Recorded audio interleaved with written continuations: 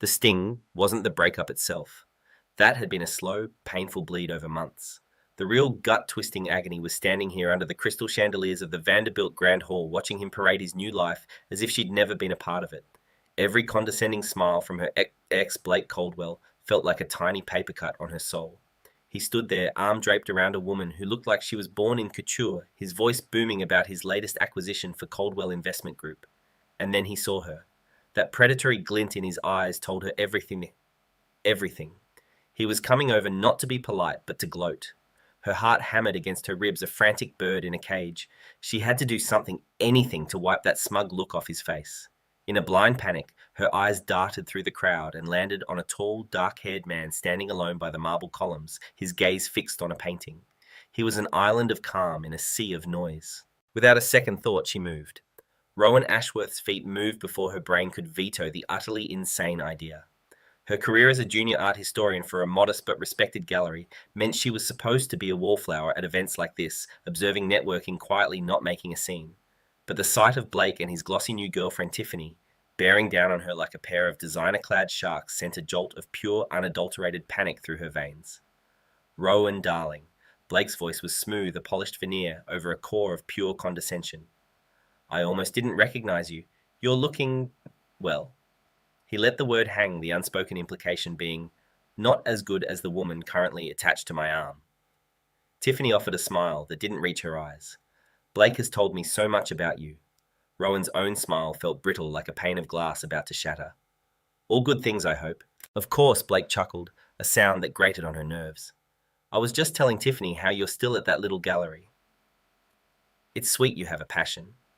I, on the other hand, just closed the Kensington deal. A 9-figure play. But you wouldn't know about that world. That was it. That was the jab designed to put her in her place. The world of small passions versus his world of big money.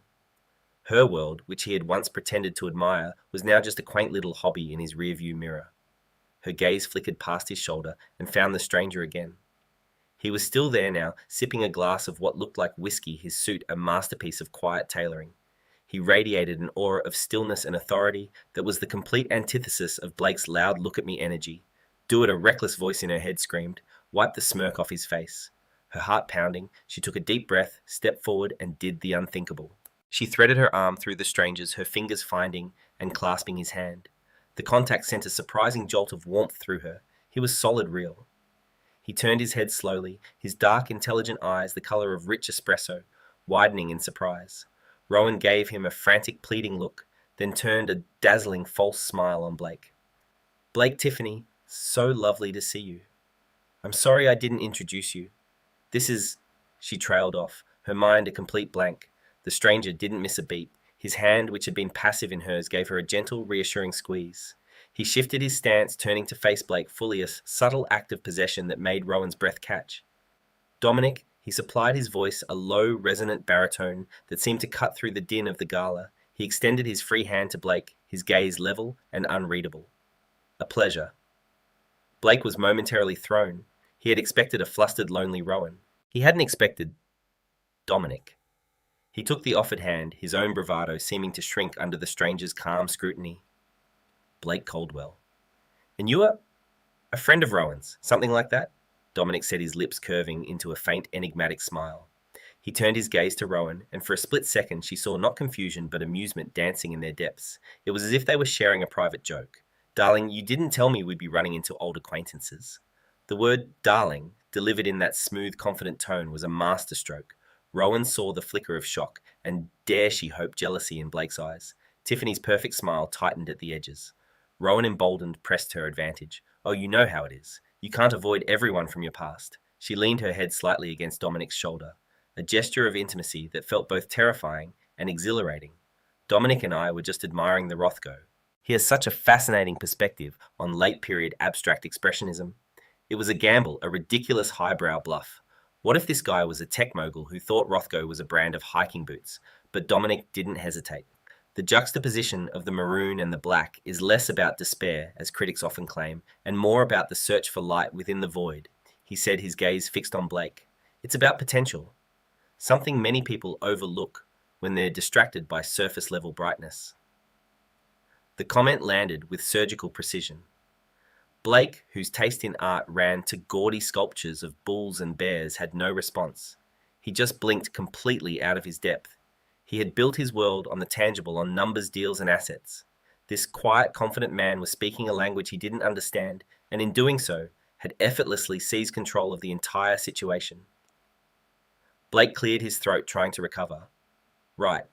Well, we should mingle. Good seeing you, Rowan. He practically dragged Tiffany away, his retreat far hastier than his arrogant approach. The moment they were out of earshot, Rowan felt the adrenaline begin to drain away, replaced by a tidal wave of mortification. She let go of the stranger's hand as if it were burning hot. Oh my God, she whispered, burying her face in her hands. I'm so sorry. I can't believe I just did that. You must think I'm a complete lunatic. She peeked through her fingers at him. He was watching her not with anger or annoyance, but with that same unnerving, amused expression. He took a sip of his whiskey.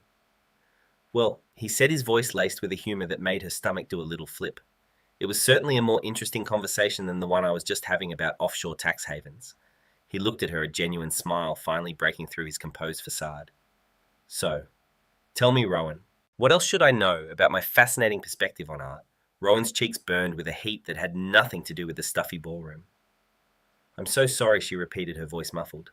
I should go. I'll just disappear. You can tell everyone I was a figment of your imagination. And miss the rest of the show.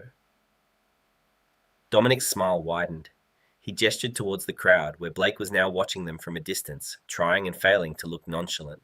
Your ex looks like he's trying to decide whether to hire a private investigator or just throw his drink at me. I'd hate to spoil his evening. There was something about his unflappable demeanor that was incredibly calming. Instead of being angry at being used as a prop, he seemed genuinely entertained. This wasn't the reaction she had anticipated. He's not worth your time, Rowan mumbled, finally dropping her hands.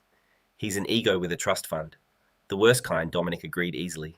They have the resources to be truly insufferable. He gestured with his glass. Since I'm already playing the part, may I get my... Darling, a drink? You look like you could use one. She found herself nodding, still slightly dazed. Champagne. Please. As he signalled a passing waiter with an almost imperceptible flick of his wrist, Rowan took a moment to truly look at him. He was handsome, yes, in a classic understated way. His dark hair was expertly cut, his jawline sharp, and his black tuxedo fit him perfectly. It wasn't a rental, it was the kind of suit that was probably worth more than her car. But it was his eyes that held her. They were observant, missing nothing, and held a depth that suggested a world of experiences she couldn't begin to imagine. He wore a simple, elegant watch on his wrist, a Patek Philippe, she noted with her art historian's eye for detail, the only ostentatious thing about him, and even that was a mark of quiet taste, not loud wealth. The waiter arrived with 2 flutes of champagne, as if summoned by magic. Dominic handed one to her, his fingers brushing against hers. So Rowan, the art historian, he began, leaning against the marble column beside her. Tell me about us. How did we meet? I feel I should be prepared for when Mr. Caldwell circles back for round 2. A nervous laugh escaped her. Okay. Let's see. We met at the Sotheby's auction last month. You were bidding on the de Kooning. He raised an eyebrow.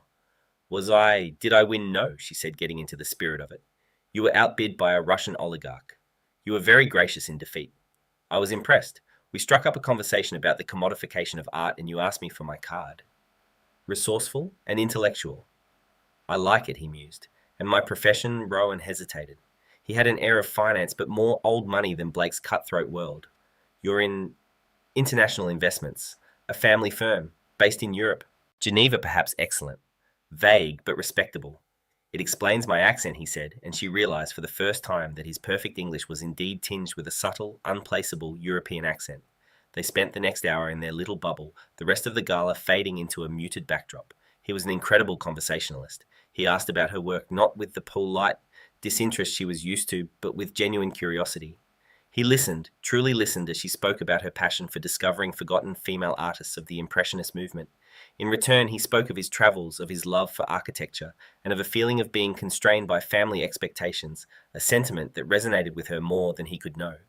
He never gave specifics, but he painted a picture of a life that was both privileged and restrictive. For the first time all night, she wasn't thinking about Blake. She was completely captivated by Dominic. The inevitable finally happened. Blake, his curiosity getting the better of him, reappeared this time alone. I hope I'm not interrupting. he said, his tone oily. You are, but I assume you're going to speak anyway, Dominic replied coolly, not moving an inch from Rowan's side. Blake ignored him, focusing on Rowan. I was just doing a little Googling. Dominic Geneva Investments. It's a pretty common name. Can't seem to find anything on you. Funny for a man who can afford a gala like this. He was fishing, trying to expose her lie. Rowan's heart sank. This was it. The charade was over. But Dominic simply smiled, a chillingly calm expression. That's because my family values privacy above all else. We don't have a flashy web presence like the Caldwell Investment Group. We find that the most significant wealth doesn't need to announce itself. He took a deliberate look at Blake's diamond-encrusted watch. It whispers. The comeback was so devastatingly effective that Blake was left speechless. He had built his identity on the trappings of wealth, and this stranger had just dismissed it all as loud new money desperation. Defeated, Blake muttered something about needing to find his girlfriend and vanished for good. Rowan turned to Dominic, her eyes wide with a mixture of awe and gratitude. You are unbelievable. Thank you. You provided the script, he said, with a slight bow of his head. I just delivered my lines. The gala was winding down. People were beginning to retrieve their coats. A sense of reality began to creep back in. This fantasy was ending. Well, she said softly, a pang of disappointment hitting her. Thank you for being my fake Swiss investor boyfriend for the evening. You were very convincing. The pleasure was all mine, he said, his expression becoming serious. Rowan?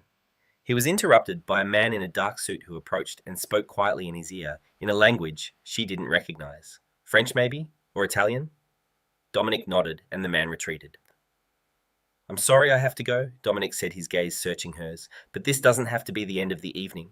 He pulled a sleek black phone from his pocket. May I have your number? I'd like to continue our conversation about the commodification of art, perhaps over dinner. Her heart leapt. You would, I insist? She gave him her number, her fingers trembling slightly. He typed it in, then paused. My car is waiting out front, he said. Can I give you a ride home? It was a simple offer, but it felt like a gateway to another world. A world where men were witty and charming and defended your honor against your loathsome ex. A world she very much wanted to see more of. I'd like that, she said, a real genuine smile finally gracing her lips. I'd like that very much.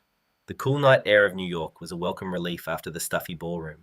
As Rowan and Dominic stepped out from under the grand awning of the Vanderbilt Hall, the line of waiting town cars and taxis was a chaotic ballet of headlights and exhaust fumes. She expected him to point to a random Uber or a yellow cab. Instead, the man in the dark suit who had interrupted them, his name was Gregor. She learned, spoke into his sleeve, and a gleaming black Bentley Mulsanne detached itself from the curb and glided to a silent stop in front of them.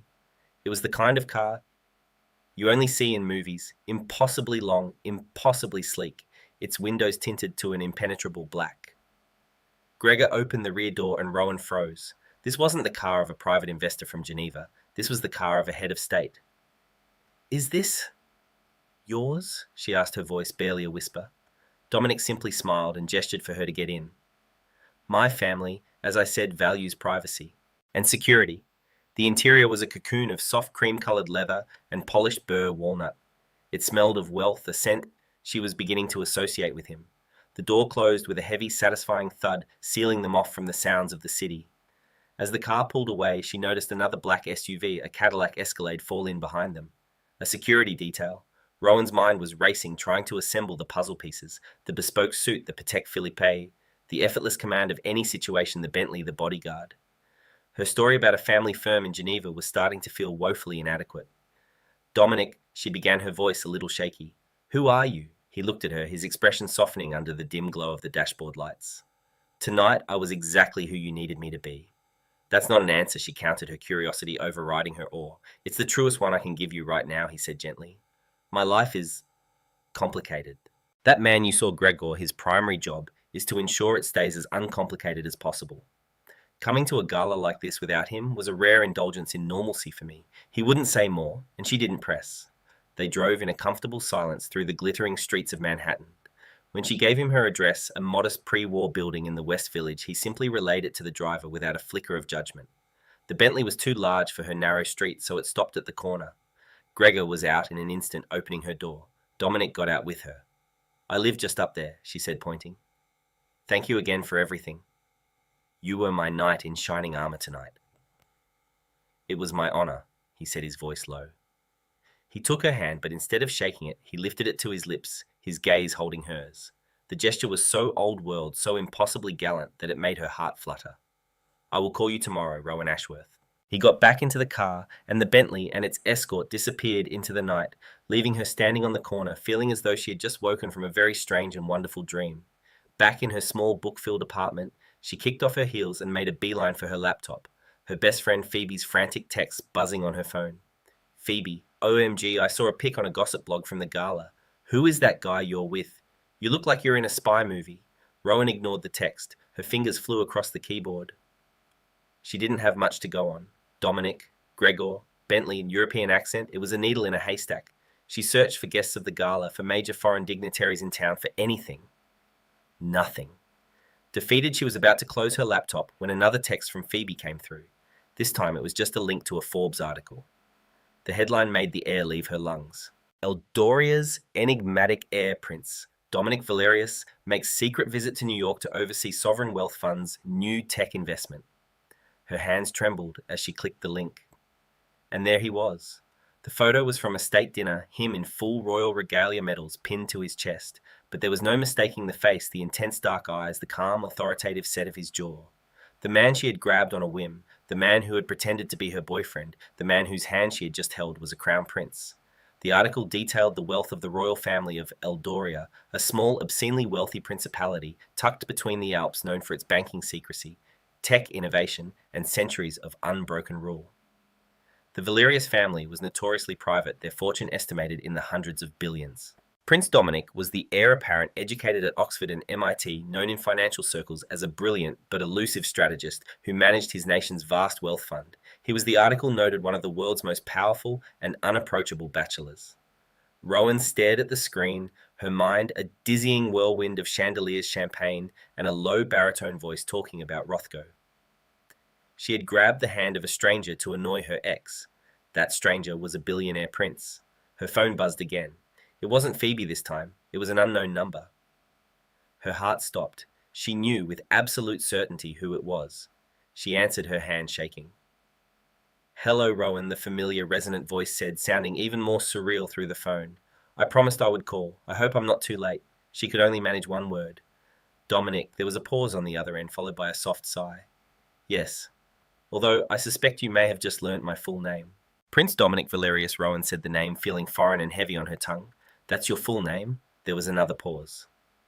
"I apologize for the omission," he said, his tone laced with a sincerity that disarmed her. "My intention was not to deceive you. My life requires a certain level of discretion. When you approached me, I saw an opportunity for a few hours of anonymity." "It was a selfish impulse." "Selfish," Rowan laughed, a slightly hysterical sound. "You saved me from total and complete humiliation. I'm the one who should be apologizing. I practically forced you into a lie."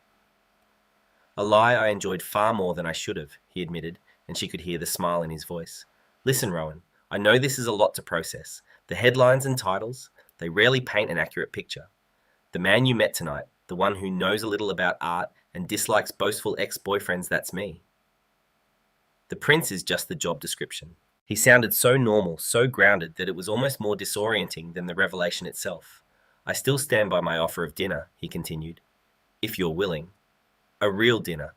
No charades. I'd like to get to know the brilliant art historian who isn't afraid to take a chance." Her logical brain was screaming at her to run. This was a world she didn't belong in, a world of protocols and paparazzi and expectations she couldn't possibly meet. But her heart, still fluttering from his chivalry and their easy connection, had other ideas. "Yes," she heard herself say, "I'd like that." The date was unlike anything she could have imagined. He didn't take her to a flashy, Michelin-starred restaurant where they would be seen. Instead, the Bentley once again picked her up. This time, it took her to a private entrance of a soaring modern skyscraper in Midtown that she later learnt was the North American headquarters of the Eldorian Sovereign Wealth Fund. The elevator opened directly into a breathtaking penthouse apartment. It was a duplex, with floor-to-ceiling windows offering a 180-degree view of the city, lights twinkling below. The space was decorated with a masterful blend of modern minimalism and priceless antiques. A genuine Giacometti sculpture stood in one corner, and a painting that looked suspiciously like a Kandinsky hung over the fireplace. Dominic was standing by the window, not in a suit, but in dark trousers and a simple grey cashmere sweater. He looked relaxed younger and impossibly handsome. "Welcome to my temporary home," he said with a warm smile. He hadn't arranged for a private chef, as she might have expected. Instead, laid out on the marble island in the open-plan kitchen were ingredients for pasta carbonara. "I hope you don't mind," he said a little sheepishly, "but cooking is one of the few things I can do for myself that feels normal. Gregor is a wonderful head of security, but a terrible food critic." For the next few hours, they chopped garlic, grated cheese, and drank a bottle of incredible red wine that he pulled from a temperature-controlled cellar. They talked about everything and nothing. She told him about growing up in Ohio, about her dream of one day curating her own major exhibition. He told her about the crushing weight of his duty, his passion for sustainable technology, the real reason for his trip to New York, and his frustration with the ceremonial aspects of his role. He spoke of Eldoria not as a fairy tale kingdom, but as a country, a business he was destined to run. He was burdened by its future, its economy, its people. She saw not a prince from a storybook, but a man, a brilliant, dedicated, and surprisingly lonely man. After dinner, they sat on a large sofa overlooking the city. The conversation slowed the space between them, filled with a comfortable intimacy. "I haven't had an evening like this in a very long time," he said, his voice quiet. "One where I wasn't being analysed or petitioned or measured against my father's legacy. And I haven't had one where my date turned out to be royalty," she quipped, trying to lighten the mood. He turned to her, his expression serious. "Does it bother you, my title?" She considered the question honestly. "It's intimidating. It's a lot. I'm just Rowan. I have student loans and an apartment with a leaky faucet. I like just Rowan," he said, his voice dropping lower. "Rowan who knows her Rothkos. Rowan who isn't afraid of her ex. Rowan who makes a prince feel like just a man named Dominic." He leaned in slowly, giving her every opportunity to pull away. She didn't. When his lips met hers, the kiss was gentle at first, questioning, then deepened as she responded. It was a kiss that held all the surprise and electricity of their first meeting, but it was underpinned by something new, a genuine burgeoning affection. It was breathless and heart-stopping, and felt more real than anything she had ever experienced. When they finally broke apart, they simply looked at each other, the glittering city lights their only witness.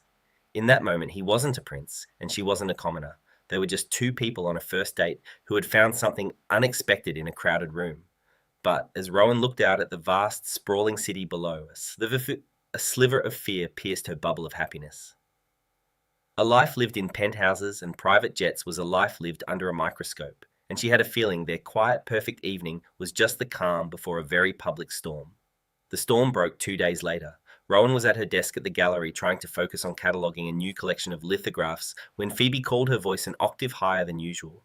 "Turn on your computer, go to any major news site, now." With a sense of dread, Rowan did as she was told. Her own face stared back at her. A paparazzi photographer hidden somewhere outside the Vanderbilt Hall had caught them. It was a single, perfect shot. Dominic was looking down at her, a small private smile on his face while she was looking up at him, her hand tucked securely in his.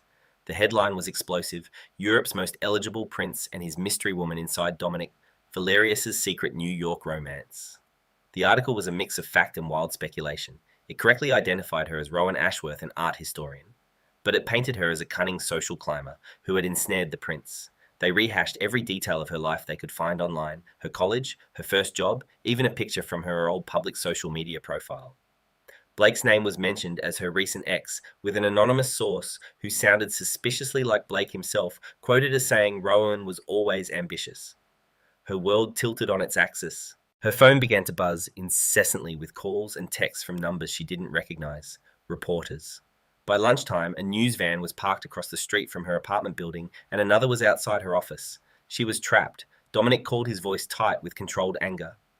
"Rowan, I am so sorry. I have my team working on this. We're trying to kill the story, but it's already everywhere." "Are you all right? I don't know," she stammered, watching through the blinds as a photographer tried to get a shot of her through the gallery window. "Dominic, I can't leave my office. Stay there. Gregor is on his way to you. He'll bring you to me. You're not safe on your own." The calm authority in his voice was the only thing keeping her from completely falling apart. An hour later, the imposing figure of Gregor appeared at the gallery's back entrance. He shielded her with his own body, guiding her into the back of a black SUV that was not the Bentley, but a far more discreet bulletproof-looking vehicle. The short drive to Dominic's building was a blur of flashes as photographers swarmed the car.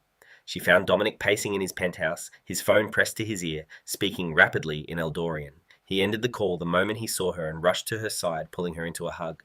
"This is my fault," he said, his voice rough with frustration. "I underestimated the media's reach here. I put you in this position." "It's not your fault," she said, her voice muffled against his sweater. "I'm the one who grabbed your hand. And I'm the one who should have protected you from the consequences," he countered. The next few days were a blur. Rowan stayed with Dominic in the gilded cage of his penthouse. His staff was discreet and kind, bringing her anything she needed, but she felt like a prisoner. She couldn't go to work, couldn't go for a walk, couldn't see her friends. Her life had been hijacked. The real trouble, however, arrived not in a news van, but in a private jet from Eldoria. Dominic was in a meeting in the building's lower-level offices when his chief of staff, a severe-looking man named Frederick, announced a visitor. "Your Highness, Her Grace Duchess, Genevieve Delacour has arrived." Rowan, who was curled up on the sofa trying to read, looked up. The name sounded vaguely familiar. She remembered seeing it in one of the articles about Dominic, a name often linked with his, a suitable match from a neighbouring aristocratic family. Genevieve Delacour was everything Rowan wasn't. She was tall, blonde, and exuded an air of effortless old-world elegance. Her Chanel suit was flawless, her smile perfectly polite, yet her eyes were as cold and sharp as chips of ice. She appraised Rowan from head to toe in a single dismissive glance. "So Genevieve," said her voice, a silken purr with a distinct French accent, "you must be the little art historian, the American distraction."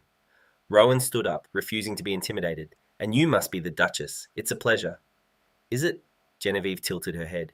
"You see, I've known Dominic my whole life. Our families are intertwined. We understand the world we live in. A world of duty, of lineage, of appropriate alliances." She took a step closer. "He has these little flights of fancy. He indulges in the fantasy of a normal life, but he always comes back to reality. And the reality is, a girl like you has no place in his world." "That's for Dominic to decide, isn't it?" Rowan said, her voice steady despite the trembling in her hands. "Oh, my dear," the Duchess laughed, a light tinkling sound that held no warmth. "It was decided for him the day he was born. He is a prince, he will be a king, and kings do not marry gallery assistants. They marry women who can help them rule." Just then, the elevator doors opened and Dominic walked in. He stopped short, his face hardening when he saw Genevieve. "Genevieve, this is an unexpected surprise," he said, his tone icy. "Dominic, darling," she said, her entire demeanor changing into one of warm affection. She glided over to him and kissed him on both cheeks. "My father was worried." "The Royal Council is in an uproar over these photos. I came to see the situation for myself, and to remind you of your obligations." She cast a pointed look at Rowan. "Specifically, the upcoming Eldorian Prosperity Gala in Geneva. Our families are co-hosting, remember. Your attendance is not optional, and you will of course need an appropriate partner on your arm." The threat was clear. Genevieve wasn't just a rival. She was the embodiment of his duty, the physical representation of the life he was supposed to lead. And she had just declared war on Rowan. The arrival of Duchess Genevieve Delacour shifted the atmosphere in the penthouse from a sanctuary to a battleground.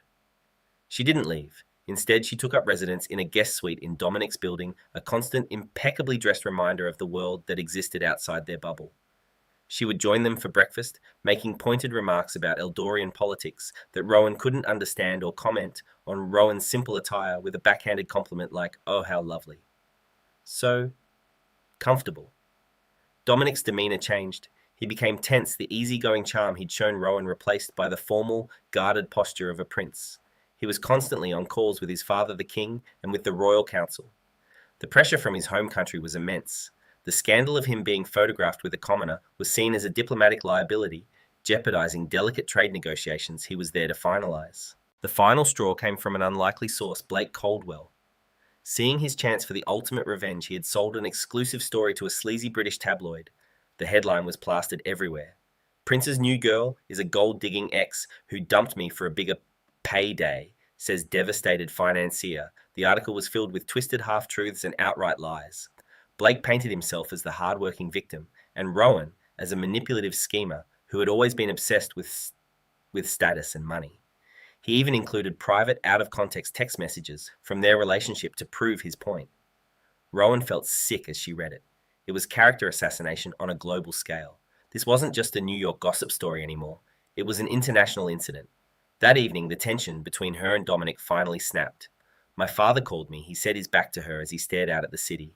The council is demanding I issue a formal statement denouncing the relationship as a fabrication by the media. They want me to appear at the Prosperity Gala in Geneva with Genevieve to present a united front. Rowan's heart plummeted. And what did you say? What can I say? He shot back, turning to face her, his eyes filled with a frustration she had never seen before. My entire life has been a series of obligations. This deal I'm working on will fund our country's healthcare system for the next decade. The alliance with Genevieve's family secures a critical trade route. These are not small things, Rowan. This is the weight of an entire nation. And what about me? She asked, her voice small but firm. Am I just a complication to be managed? Am I the American distraction Genevieve called me? Of course not, he said, running a hand through his hair in agitation. But you don't understand what this world is like. You saw what Blake did. This is just the beginning. They will dig into every corner of your life, your family's life. They will twist everything you've ever done. Are you prepared for that? Am I selfish enough to ask you to endure that? His words were meant to protect her, but they felt like a dismissal. It felt like he was telling her she wasn't strong enough, that she didn't belong. The fairy tale was dissolving into a nightmare. So that's it, she said, tears welling in her eyes. You're just going to go to Geneva with her and pretend I never existed. I don't know what I'm going to do. He finally exploded, his voice echoing in the vast, silent apartment. The raw anguish in his tone shocked them both into silence. The chasm between them felt a mile wide. He was a prince burdened by a crown she couldn't see, and she was just a girl from Ohio caught in the gears of a machine she couldn't comprehend. Maybe Genevieve was right, Rowan whispered the words, tasting like ash in her mouth. Maybe I have no place here. Without another word, she walked into the bedroom and began to pack her small bag. She couldn't stay here, not like this. She couldn't be the secret, the problem, the scandal that needed to be managed. Dominic stood frozen in the living room, making no move to stop her. His silence was the most painful answer of all. She called the only person she could trust. Phoebe, she said, her voice breaking. Can you come and get me? I'm coming home. Gregor, his face a mask of professional neutrality, but his eyes filled with something akin to pity, escorted her to the service elevator. He didn't take her out the front where the press still lingered, but through a labyrinthine series of underground tunnels that connected to a parking garage 2 blocks away. As she stepped into Phoebe's beat-up Honda, leaving the world of black SUVs and bodyguards behind, she felt a profound, heart-wrenching sense of loss. She hadn't just lost a prince, she had lost Dominic, and she wasn't sure which one hurt more. The 2 days that followed were a study in grey, muted tones, a stark contrast to the vibrant, chaotic world she had just fled. Back in her own apartment, the city's familiar symphony, the distant wail of a siren, the rumble of the subway beneath the floorboards offered no comfort. It only amplified the profound silence that had taken root in her life. The leaky faucet in her bathroom, once a minor quirky annoyance, now dripped with a torturous metronomic rhythm, each drop a mocking echo of the silent, opulent luxury she had left behind. She had tried to reclaim her old life, but it no longer fit. At the gallery, her colleagues treated her with a mixture of awe and pity, whispering when they thought she wasn't looking. Online, she was no longer Rowan Ashworth art historian. She was a hashtag, a meme, a subject of vicious debate on gossip forums. She made the mistake of reading the comments, once scrolling through a torrent of anonymous cruelty that painted her as a conniving gold digger, a homewrecker, a fool. Blake's poison had seeped into the global consciousness, and his carefully crafted narrative had become her public identity. Every news alert on her phone was a fresh jolt of anxiety. The world's media had pivoted its massive, unblinking eye toward the upcoming Eldorian Prosperity Gala in Geneva. It was the only story that mattered. Speculation was rampant, presented as fact. Would Prince Dominic Valerius finally formalize his alliance with Duchess Genevieve de la Cour? Would he use the platform to address the embarrassing scandal of the American art historian Rowan had been demoted from a person to a problem, a footnote in the grand unfolding narrative of a prince and his destiny? She felt utterly broken. In this brutal, high-stakes game, she had been a pawn easily sacrificed. Blake had gotten his revenge. Genevieve had reclaimed her position. The crown with its centuries of unyielding power had won. She had been a fool, a ridiculous, naive fool, to believe that a spontaneous, desperate act in a ballroom could lead to anything other than this, a shattered heart and a ruined reputation. On the 3rd morning, as she sat nursing a cold cup of coffee, the buzzer to her apartment shrieked. It was a special courier with a package, a long, flat box from an address she didn't recognize. Her first instinct was suspicion. Was it a subpoena, a cease and desist from the royal family's lawyers? With trembling hands, she signed for it and brought it inside, laying it on her small kitchen table as if it were a bomb. She sliced the tape carefully. Inside, nestled in layers of black tissue paper, was a dress. It wasn't a princess gown of tulle and glitter, but a stunning, sophisticated sheath of navy blue silk, its cut a masterpiece of understated elegance. It was a garment that spoke of quiet confidence and unshakable grace. Tucked into its folds was a small, heavy, cream-colored envelope, the paper so fine it felt like fabric against her skin. Her name was written on the front in a familiar, elegant script that made her heart ache. With a deep breath, she broke the wax seal. Inside was not a letter filled with apologies or explanations, but a plane ticket. First class, on a direct flight to Geneva, departing that evening.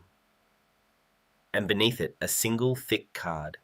The message was short, the ink a dark, decisive blue. It read, "I once told you that the Rothko was about the search for light within the void. I've been living in the void. Be my light, please." The card fell from her numb fingers. The word struck her with the force of a physical blow, bypassing her cynical, wounded mind and hitting her directly in the soul, he remembered. In the midst of the chaos, the council meetings, the international pressure, he remembered their quiet conversation about art. He wasn't summoning her or commanding her. He was admitting his own darkness and asking for her, specifically her, to be his light. It wasn't a fairy tale proposal. It was a plea from a man drowning in the gilded cage he'd been born into. Tears, hot and immediate, streamed down her face, blurring the elegant script. This was the bravest, most terrifying choice of her life. Her logical brain, the part of her that was now scarred and cynical, screamed at her to tear the ticket to shreds, to protect herself, to lock the door and let the world rage outside. This path only led to more pain, more public humiliation. She couldn't possibly win against a duchess and a king and centuries of tradition, but her heart, the foolish, resilient part of her that had soared in his presence, knew she had to go. She looked around her small, safe apartment at the life she had fought so hard to build and realized that hiding here wasn't living. It was a slow surrender. She could either accept the role the world had assigned her, the disgraced ex, the prince's fleeting mistake, or she could fly into the heart of the storm and demand a different ending. Not for the prince, but for Dominic, and for herself. The flight was a surreal transition between worlds. As the plane climbed above the clouds, leaving the grit of New York City behind, Rowan felt suspended between her past and an unknowable future. She was an imposter in the plush first-class cabin, a girl from Ohio, sipping champagne at 30,000 feet, flying toward a destiny she hadn't chosen but could no longer run from. When she landed in Geneva, the machinery of Dominic's world enveloped her. She was met not by Gregor, but by a discreet, sharp-eyed female aide named Anja, who whisked her through a private diplomatic channel, bypassing the clamoring press she'd seen on the news. She was taken to a sprawling suite at the historic Hotel Beau Rivage, the very same one where the gala was being held. The suite's windows opened onto a breathtaking view of Lake Geneva, the water shimmering under a sky the color of amethyst. The navy blue dress was hanging in the wardrobe, waiting. As a quiet professional team helped with her hair and makeup, she stared at her reflection. A stranger stared back, a woman of impossible poise draped in silk, her eyes betraying the terror churning within. She wasn't just putting on a dress, she was putting on armor for the battle to come. A soft knock came at the suite door. It was Gregor, his stoic face betraying nothing. "Ms. Ashworth, His Highness is ready." He led her through a quiet, carpeted service corridor, a secret artery running through the heart of the Grand Hotel. He stopped before a set of mahogany doors, opening one to a small private antechamber. And there he was. Dominic stood by a tall window, dressed in a flawless black tuxedo, adorned with a single elegant royal insignia pinned to his lapel. He looked every inch the crown prince, a figure of immense power and heritage, but when he turned and saw her, the regal facade dissolved, and he was just Dominic. His breath hitched, and his eyes, dark and intense, were filled with a raw, vulnerable emotion that mirrored her own. "Rowan," he whispered the name a prayer. He crossed the room in 3 long strides and took her hands, his grip warm and firm. "You came." "You asked," she replied, her voice shaky but clear. "I know what I put you through," he said, his gaze searching hers, desperate to make her understand. "These last few days, I let the noise, the duty, the fear win. I listened to Frederick, to my father, to centuries of advice that said a man in my position cannot afford to have a heart. I pushed you away to protect you, but all I did was hurt us both. That was cowardice, not protection. The moment you left the silence in that apartment, it wasn't peace. It was the void I told you about. I made a choice. It is my life, my heart, and my crown to give. I will not let a council or ancient protocols dictate who I love." From beyond the door, they could hear the muted roar of the gala and the staccato explosions of camera flashes. An amplified voice was beginning the formal introductions. Dominic, a sharp voice called from the hallway. It was his chief of staff, Frederick. "They are announcing you. The Duchess is waiting. Dominic's focus never wavered from Rowan. Frederick, send the Duchess in, please. A moment later, Genevieve Delacour swept into the room, a vision in diamond-white satin, her posture radiating triumphant condescension. She stopped dead when she saw Rowan, her perfectly polite smile faltering, replaced by a flash of pure disbelief. "What is she doing here?" she hissed, her voice dripping with venom. Dominic gently released Rowan's hand and turned to face the Duchess, his bearing no longer tense or conflicted, but imbued with the calm, unshakable authority of a future king. "Genevieve," he said, his voice ringing with finality, "thank you for coming. Your presence tonight is greatly appreciated by our families. However, your services as my partner this evening will not be required. I already have one." He turned back to Rowan, his eyes alight with love and resolve. He held out his arm, a simple gesture that was both a question and a promise. "Rowan Ashworth, will you do me the honor of accompanying me tonight?" Genevieve's face was a mask of cold fury. "You will regret this, Dominic. This is a diplomatic insult. The king will not stand for it. My father will learn to accept the woman I choose," Dominic said, his voice unwavering. "Now, if you'll excuse us." He guided Rowan to the grand doors, their footsteps echoing on the parquet floor. The announcer's voice boomed from the ballroom, magnified and momentous.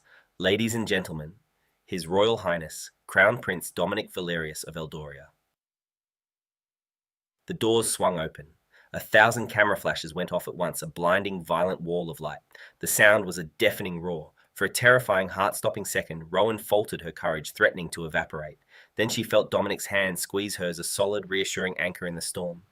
He leaned down, his lips brushing her ear, his voice for her alone amidst the chaos. Just a man and a woman going to a party. She looked up at him, at the man who had seen her at her most desperate and her most broken, the man who had crossed an ocean and defied a kingdom for her. She saw the unwavering love and conviction in his eyes and found her strength. A real, radiant smile bloomed on her face. Together they stepped into the light. It wasn't a happily ever after, she knew. It was the beginning of a much harder, more complicated chapter. But as she stood by his side, facing the world, not as a prince's scandalous secret, but as his undeniable choice, she knew one thing for certain.